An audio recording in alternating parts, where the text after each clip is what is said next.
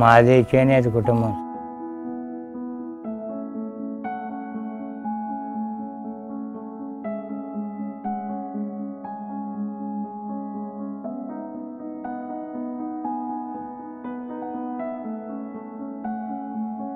నేను పుట్టింది మే 4వ తేదీ 87వ సంవత్సరంలో. పుట్టినప్పుడు తిరిగేదాన్నంట. అవతల ఏంటంటే జ్వరం వచ్చి పోలియో వచ్చిందంట. అప్పుడు ఏంటంటే ఈ పోలియో ఇంజక్షన్లు అవి లేనివందువల్ల ఇలా నీకు కాళ్ళు రాలేదమ్మా అని అనేవాళ్ళు నాన్నగారు వాళ్ళు. ఆరోగ్యం బాగా ఉండడం లేదు. 3 నెలలకు ఏదో ఒకటి బాగాలేకుండా వస్తూ ఉంటుంది. నెల మెడిసిన్స్ అయితే వాడాలి. వాడందే ఏ పని చేసుకోలేము. బెస్ట్ ఫ్రెండ్ వచ్చి నాకు సుప్రియ. ఆ అమ్మాయి అయితే మ్యారేజ్ అయిపోయి ఆ అమ్మాయి వెళ్ళిపోయింది.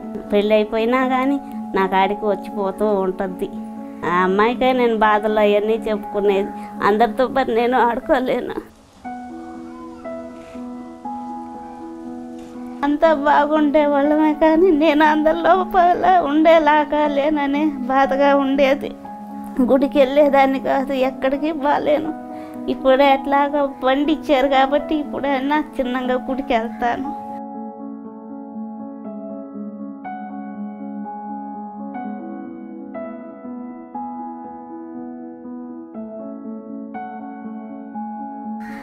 ఈమెకి ఏది లేకుండా పోయిందని బాధపడుతూ ఉంటారు.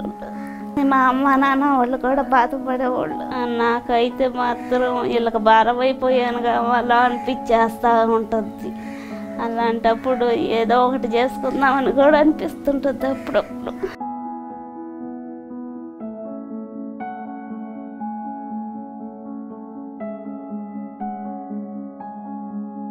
నాకు పెన్షన్ 200 ఇస్తుండారు. ఇప్పుడు చంద్రబాబు గారు వచ్చిన తర్వాత 1000 రూపాయలు పెన్షన్ ఇస్తున్నారు. నాకు ఈ 3 ఏళ్ల నుంచి పక్షపాతం వచ్చింది. ఇప్పుడు ఉండే పరిస్థితులకి ఈ మందులకి అవి కొంచెం వెనక ముందు సర్దుబాటు అవుతున్నాయి. ఈ చంద్రబాబు పుణ్యాన కొంచెం చాలా వరకు నాకు ఆధారం అయింది. అన్నయ్య పిల్లలు ఉన్నారా, నాకు ఈ బాధ అనేది తెలియదు. ఏంటంటే సరదాగా ఉంటారు.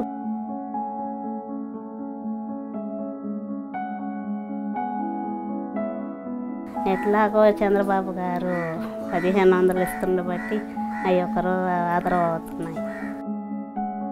చంద్రబాబు గారు నేను నమ్మే దైవంతో సమానం. ఎల్లవేళలా ఆయన చల్లగా ఉండాలని కోరుకుంటూ జై చంద్రన్న.